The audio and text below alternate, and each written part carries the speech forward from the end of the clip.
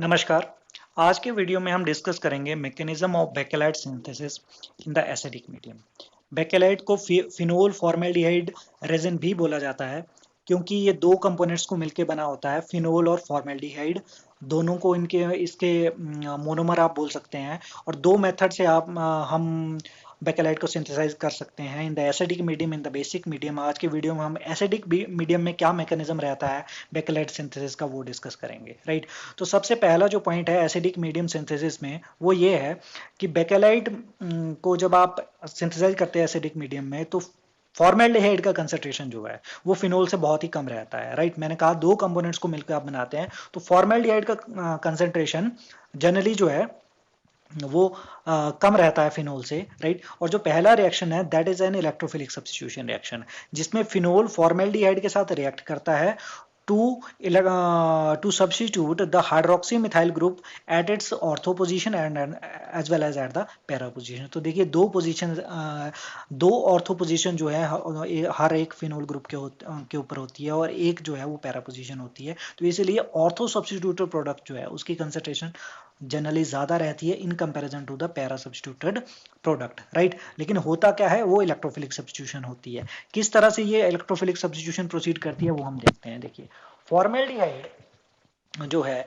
Acidic medium में जब formaldehyde present होता है तो H पॉजिटिव एसिडिक मीडियम में नो डाउट रहेगा ही रहेगा, हाइड्रोजन पॉजिटिव रहेगा। तो फॉर्मेल्डिहाइड में कार्बन और ऑक्सीजन के बीच में डबल बॉन्ड है तो और ऑक्सीजन के ऊपर हमेशा दो लोन पेयर्स रहते हैं। और अगर बात करें इलेक्ट्रोनेगेटिविटी की, ऑक्सीजन की इलेक्ट्रोनेगेटिविटी कार्बन से बहुत ज्यादा है, राइट।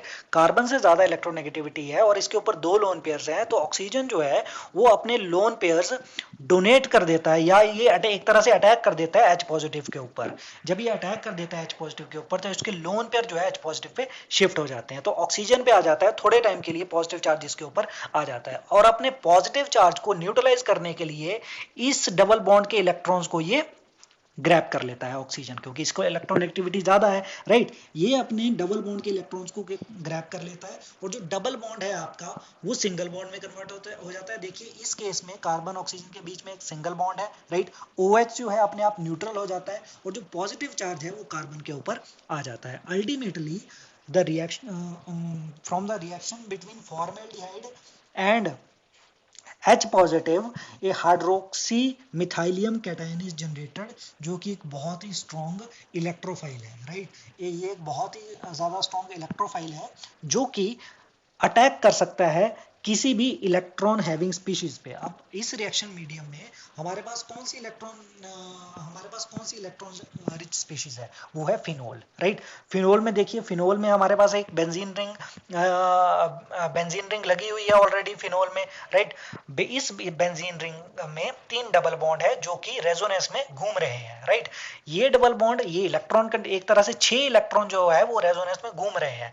इन इलेक्ट्रॉन्स को जब भी कोई कार्बोकैटायन जो है इनको नजर आता है तो ये उसके ऊपर अटैक कर देते हैं, राइट। तो कार्बोकैटायन जो है, कार्बोकैटायन के ऊपर ये इलेक्ट्रॉन्स अटैक कर देंगे, right. And this species is formed. अब ये स्पीशीज देखिए किस तरह से बनती है। ये स्पीशीज ये है कि जब इलेक्ट्रॉन्स ने अटैक किया आपके कार्बोकैटायन के ऊपर, जिसको आप हाइड्रोक्सी मिथाइलियम कैटायन बोलेंगे, तो ये फिनोल के ऑर्थो पोजीशन पे जाके ये यहाँ पे अटैच हो जाता है, राइट। और यहाँ पे एक हाइड्रोजन को देख के आप कंफ्यूज नहीं होइएगा, क्योंकि अगर हम फिनोल का स्ट्रक्चर देखें, यहाँ पे फिनोल का स्ट्रक्चर मैंने लिखा हुआ है, तो फिनोल के हर बेंजीन रिंग के हर कार्बन के साथ हाइड्रोजन अटैच होता है, पर जनरली हम स्ट्रक्चर में उसको शो नहीं करते हैं क्योंकि जरूरत नहीं होती। यहाँ पे इस कार्बन पे अटैक हुआ है इसलिए हमने इस हाइड्रोजन को यहाँ पे शो कर दिया कि यहाँ पे हाइड्रोजन जो है आपका अटैच्ड है, राइट। अब देखिए क्या हो रहा है कि जब आपके इलेक्ट्रॉन्स ने कार्बोकैटायन पे अटैक करा तो एक कार्बन के साथ ही तो ये कार्बोकैटायन जुड़ गया, लेकिन दूसरा कार्बन जिससे ये डबल बॉन्ड निकला है, ये देखिए ये डबल बॉन्ड जिस दूसरे कार्बन से निकला है उसके ऊपर आ जाएगा पॉजिटिव चार्ज। तो जो कार्बन आपके OH के साथ अटैच्ड है उसके ऊपर आ जाएगा पॉजिटिव चार्ज, ठीक है। अब इस स्टेज में रिएक्शन देखिए किस स्टेज पे है कि आपका जो फिनोल है, फिनोल ग्रुप है, उसकी एरोमेटिसिटी जा चुकी है, रिंग के एक कार्बन के ऊपर पॉजिटिव चार्ज है और ये स्टेज जो है वो हाईली अनस्टेबल स्टेबल स्टेज है। तो ये ट्राई करेगा phenol, substituted phenol I can say, कि किसी तरह से इसकी स्टेबिलिटी जो है वो वापस आ जाए। तो स्टेबिलिटी वापस कैसे आएगी?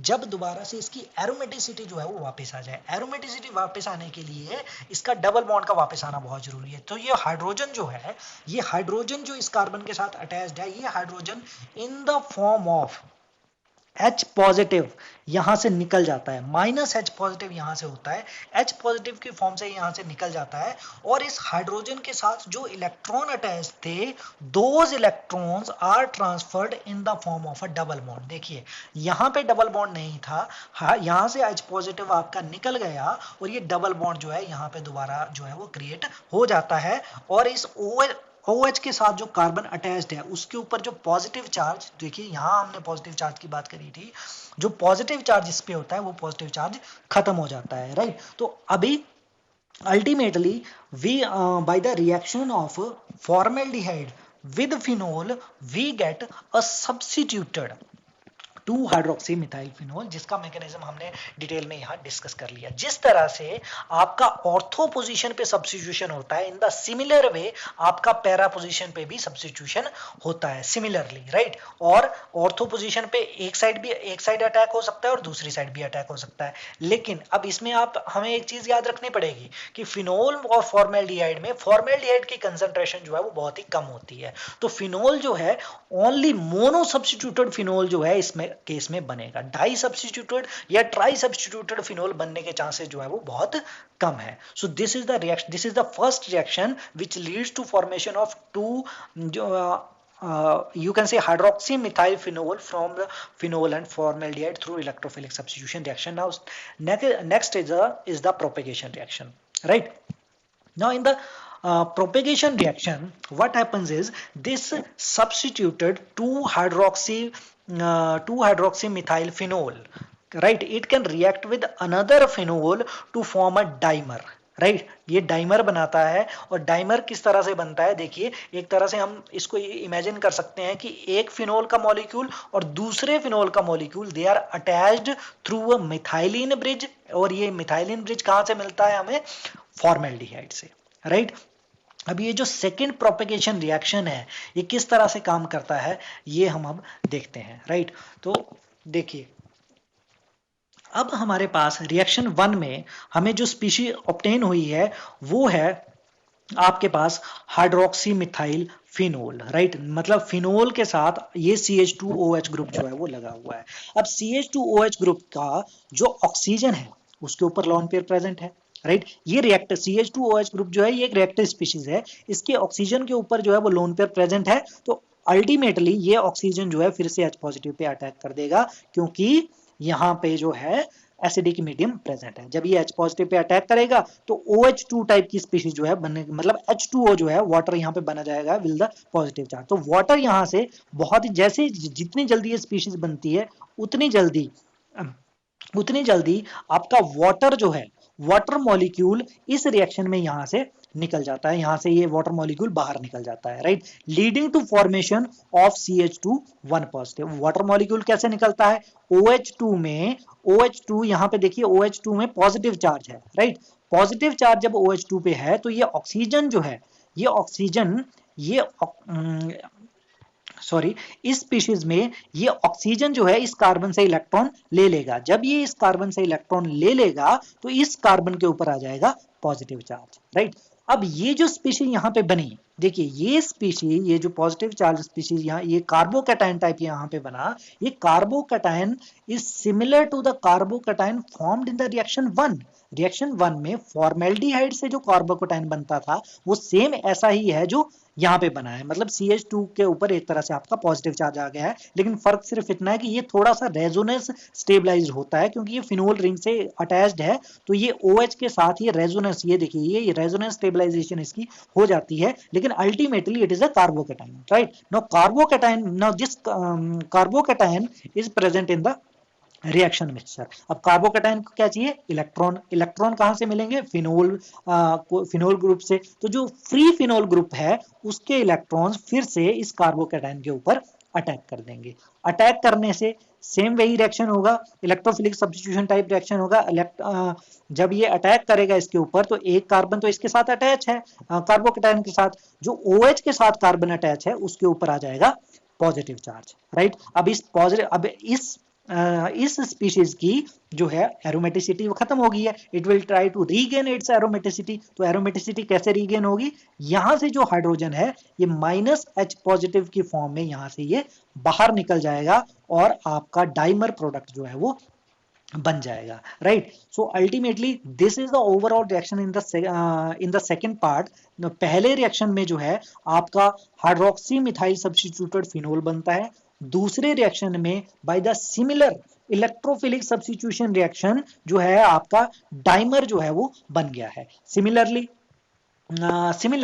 प्रोपेगेशन जो है उसके बाद फिर से आगे जाती है। अब आगे जब प्रोपेगेशन जाएगी, अब आप देखिए कि आपका पहले तो सब्स्टिट्यूशन हो गया फिनोल के ऊपर, उसके बाद आपका डाइमर बन गया। डाइमर बनने के बाद हमारे इस डाइमर में ऑर्थो पोजीशंस तो खाली हैं, ये देखिए यहाँ पे भी ऑर्थो पोजीशन खाली है, यहाँ पे भी ऑर्थो पोजीशन खाली है, पैरा पोजीशन भी खाली है, पैरा पोजीशन भी खाली है। तो इस ऑर्थो पैरा पोजीशंस पे फॉर्मेल्डिहाइड जो है एसिडिक मीडियम में फिर से अटैक कर सकता है। जब वो फिर से अटैक करेगा तो रिएक्शन 1 की तरह उस पे फिर ऑर्थो सब्स्टिट्यूशन हो जाएगी, मतलब हाइड्रोक्सी मिथाइल ग्रुप जो है उसके ऑर्थो पोजीशन पे जो है वो अटैक कर देगा, राइट। तो ये हो गया, this is similar to the reaction 1। उसके बाद जो नेक्स्ट रिएक्शन होगा that is similar to the reaction 2, जिसमें कि जो कि हाइड्रोक्सी मिथाइल सब्स्टिट्यूटेड ग्रुप है वो अगले नेक्स्ट देखिए ये हाइड्रोक्सी मिथाइल सब्स्टिट्यूटेड डाइमर है, ये अगले फिनोल के साथ रिएक्ट करके ट्राइमर बनाएगा।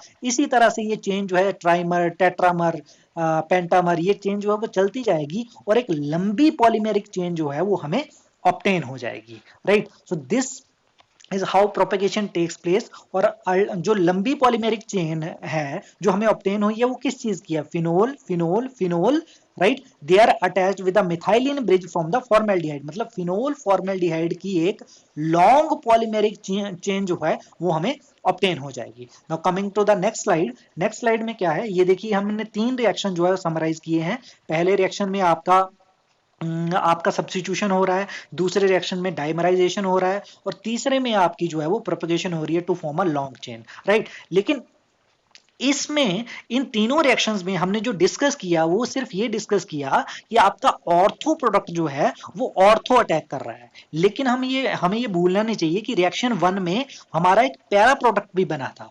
अब पैरा प्रोडक्ट जो है वो भी आगे फर्दर रिएक्शन कर सकता है, means para can react at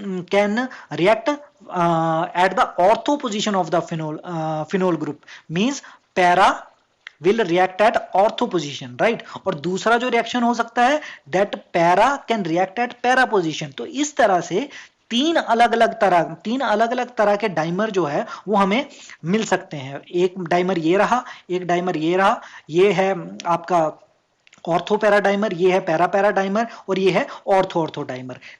इस डिफरेंट तरह के डाइमर्स बनने की वजह से हमारे जो चेन्स है, जो फिनोल फॉर्मेल्डिहाइड की चेन्स है, उनमें ब्रांचिंग जो है वो पॉसिबिलिटी बन जाती है। Ultimately the reaction of phenol and formaldehyde leads to formation of different dimers. Ultimately उनसे डिफरेंट पॉलीमर्स बनते हैं जिनमें ब्रांचिंग होती है, वो लीनियर भी हो सकते हैं, उनमें ब्रांचेस भी हो सकती हैं, राइट। लेकिन उनमें एक खास बात होती है कि वो अभी तक क्रॉस लिंक्ड जो है वो नहीं होते हैं, ये लीनियर पॉलीमर होते हैं, ब्रांच्ड होते हैं लेकिन ये क्रॉस लिंक्ड नहीं होते हैं। तो और इस स्टेज में उस पॉलीमर को बोला जाता है नोवोलैक। नोवोलैक जो है एक पॉलीमेरिक कंपाउंड है, ये थर्मोप्लास्टिक पॉलीमर है, ये क्रॉस लिंक्ड पॉलीमर नहीं है।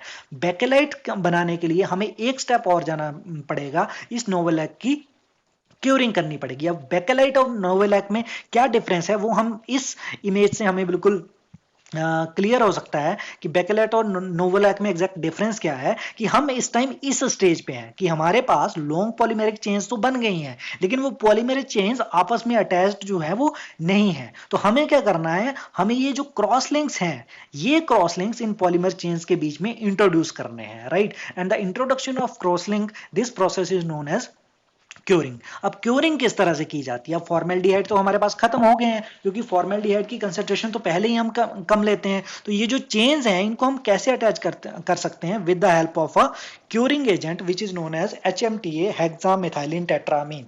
अब हेक्सामिथाइलिन टेट्रामीन का हर कॉर्नर एक CH2 ग्रुप को रिप्रेजेंट कर सकता है। ये स्ट्रक्चर और ये स्ट्रक्चर, ये दोनों स्ट्रक्चर आप HMTA के कंपेयर कर सकते हैं। हर कॉर्नर इसका CH2 ग्रुप को इंट्रोड्यूस करता है। और जब हम हेक्सामिथाइलिन टेट्रामीन और नोवोलैक इन दोनों को मिक्स करके हीट करते हैं, मिक्स करके जब हीट करते हैं तो ये HMTA अपने CH2 ग्रुप इन चेन्स के बीच में इंट्रोड्यूस कर देता है। ये देखिए यहां पे बेकेलाइट फॉर्मेशन जो है ये हो चुकी है। तो और इस बेकेलाइट फॉर्मेशन में इन दो चेन्स के बीच में, नोवोलैक की चेन्स के बीच में CH2 ग्रुप जो है वो इंट्रोड्यूस हो चुके हैं। अब बेकेलाइट, जब आपके पास नोवोलैक है, नोवोलैक में एक ही चेन नहीं है, इसमें 100,000 हजारों चेन जो है ये यहाँ पे पॉसिबल, यहाँ पे क्रिएट मैन्युफैक्चर जो है वो हो जाती हैं। इन हजारों चेन्स के बीच में जब भी आप HMTA को डालते हो, ये चेन्स आपस में क्रॉस लिंक हो जाती हैं। 3 डायमेंशनल